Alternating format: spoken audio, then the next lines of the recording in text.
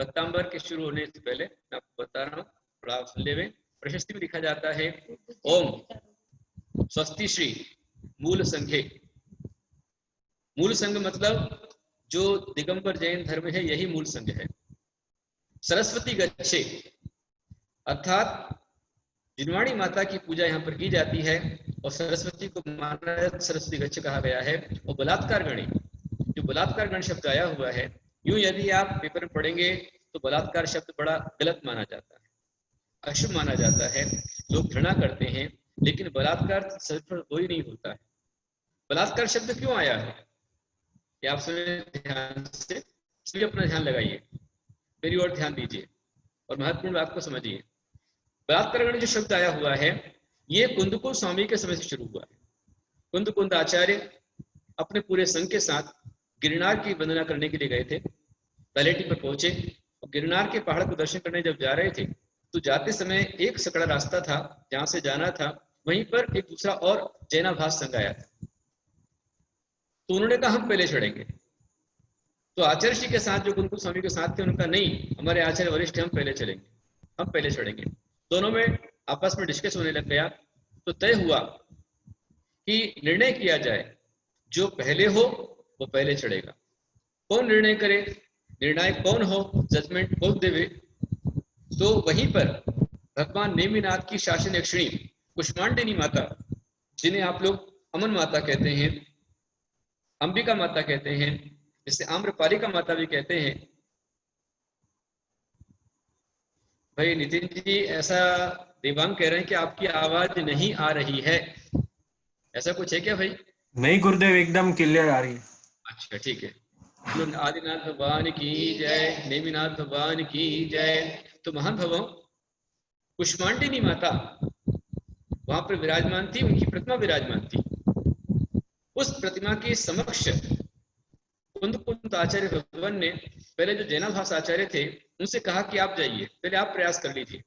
और उन्होंने खूब देवी का आह्वान किया, पूजन किया, विधान किया, बहुत आह्वान किया और बोला कि बोल देवी कौन पहले है, कौन पहले है, कौन पहले है।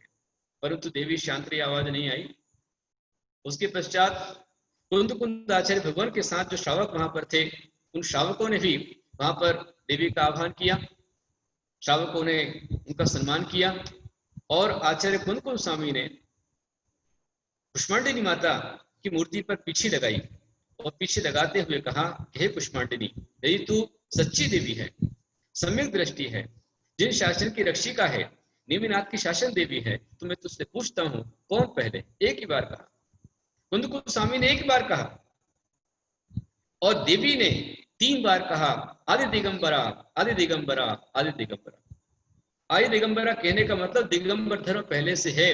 और जब मूर्ति का ये संदेश आ गया, निर्णय आ गया, तो पहले कुंद आचार्य चढ़े। अब मुझे बताइए कि जिस कुष्मांडिनी माता ने उस समय पर कुंद आचार्य के निर्णय को निर्णायक के रूप में रखा और जैनत्व की परीक्षा में आगे बढ़ाया, जिन शासन का ध्वज फहराया, संस्कृति की रक्षा की, ऐसी कुष्मांडिनी माता का हम सम्मान करेंगे या अपमान करेंगे?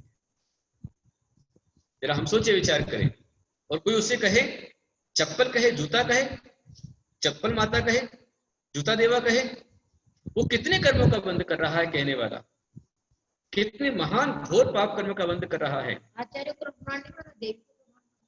यहाँ पर उस समय देवी को प्रमाण कहा गया,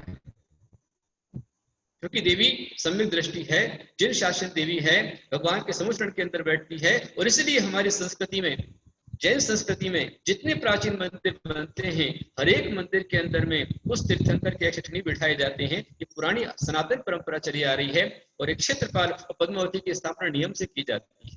यही चीज आप 52 गजा में देखते हैं।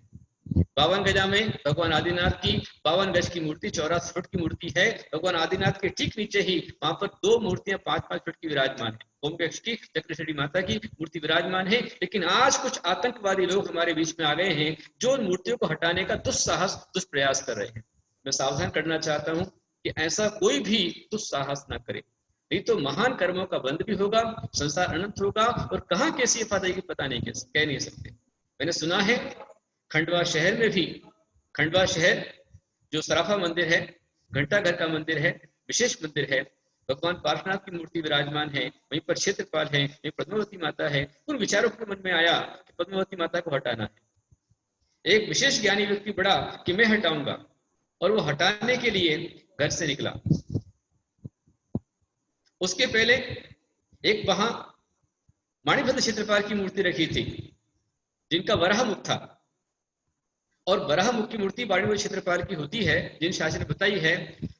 लोगों में चर्चा हुई कैसी मूर्ति है, कैसी मूर्ति यहाँ नहीं होना चाहिए, हटा देना चाहिए। तो एक वहां पर एक व्यक्ति वहां पर सोने के रंगे काम करने के लिए आया था, सनावत से आया था। उसने उठा करके मूर्ति को ऊपर ले जाकर के रख दिया, यहाँ पर भंगार अटाला पड़ा था, वहां ले जाकर के रख दिया। उसके बाद उसको तकरीबन 30-35 साल हो गए।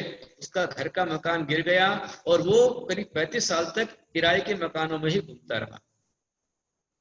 और 2001 में मेरा खंडवा चतुर्मास हुआ, तब समाज को राय देकर के बता करके मैंने वो मूर्ति उसको नीचे मंगवाया और उस पर पूरा डेकोरेशन करवाया, कलरिंग करवाई, उनका श्रृंगार करवाया।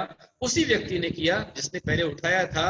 और उसने 1 महीने बाद बताया कि बाबा, मैंने 30-35 साल पहले ये मूर्ति को उठाकर के ऊपर रखा था, तो मेरे घर का मकान चला गया था, और अभी मैंने आपके कहने पर ये मूर्ति को लाकर रखा, मैंने पेंटिंग कलरिंग की, और मेरा 2 महीने हुए हैं, मेरा घर का मकान बन गया है, मेरा मकान अपना हो गया।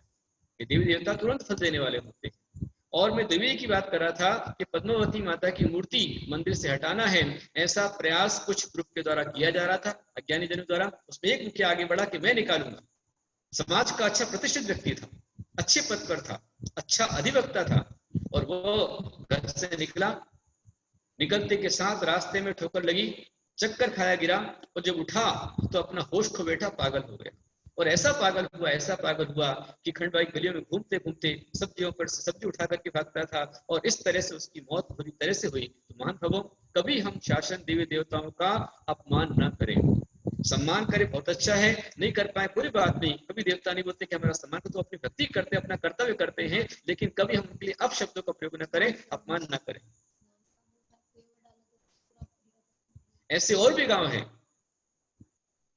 जिन्होंने, एक परिवार ने महाराष्ट्र के एक गांव में उसे कुएं में डाल दिया, पूरा परिवार डूब गया, बर्बाद हो गया, सब कुछ खत्म हो गया। तो ये देवी देवता श्रावक अवस्था में है, आप इनका सम्मान करेंगे, आपको सहयोग करेंगे। यदि आप इनका अपमान करते तो वो कुछ नहीं, लेकिन उनके जो सहायक देवी देवता हैं वो अपने से बड़ों का अपमान सहन नहीं कर सकते हैं, वो आपको प्रतिकार कर सकते हैं। ये 2.5 द्वीप में मध्य लोक में ऐसा तिल मात्र स्थान नहीं है जो व्यंतर देवों से भरा हुआ नहीं है। ये सम्यक दृष्टि भी होते हैं, कुछ मिथ्या दृष्टि भी होते हैं, जो शासन भक्त भी होते हैं। तो हम उनका सम्मान करें, ये हमारी सनातन परंपरा है, हमारी संस्कृति है, हमारा इतिहास है, हमारे शास्त्र में इनका प्रमाण दिया गया है। इस पर हम चले और निर्विवाद होकर के आगे बढ़े, क्योंकि हमारी संस्कृति में आप चले जाइए, पूर्व, दक्षिण, पश्चिम, उत्तर, चारों दिशाओं में किसी प्रांत में आप चले जाइए, चाहे मध्य प्रदेश हो, महाराष्ट्र हो, कर्नाटक हो, गुजरात हो, राजस्थान हो, पश्चिम बंगाल हो, दिल्ली हो, उत्तर प्रदेश हो, जितने मंदिर कम से कम 300 वर्ष पुराने हैं, हर एक मंदिर सांगोपांग बने हुए हैं। ललितपुर में पूरा क्षेत्रपाल जी का मंदिर ही था।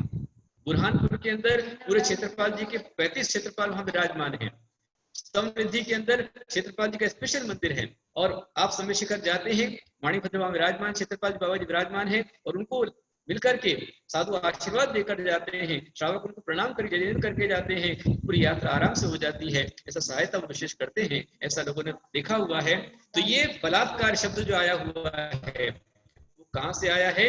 पद्मा जो पुष्पांडेनी माता है, कुंद कुंद आचार्य के कहने पर प्रथमा में प्रकट हुई और उसने कहा आदि दिगंबरा, आचार्य भगवान ने बुलवाया, तब से ये बला शब्द चला है। तो ये संस्कृति की रक्षा का द्योतक है, जो हमारी संस्कृति के संरक्षक हैं और जीवों के संरक्षक हैं। ऐसे देवी देवताओं का सम्मान होना चाहिए, किसी का कदापि अपमान नहीं होना चाहिए, अब शब्दों का प्रयोग साधु कभी नहीं करना चाहिए। अपनी समिति को छोड़ करके, अपने साधुता को छोड़ करके हल्के शब्दों का प्रयोग करते हुए अपने हल्केपन का, अपनी नीचता का परिचय कोई ना दे। अपने संभाल कर अनेकांत को लेकर चले, शांति के साथ, मैत्री के साथ, प्रेम के साथ मधुर शब्दों का प्रयोग करते हुए आप सभी अपने सम्यक को दृढ़ करें, अपना कल्याण करें, यही मेरी आपसे कामना है। और आप समझ गए होंगे बलात्कार गण क्यों आया हुआ है, इसको देखकर चलते हैं।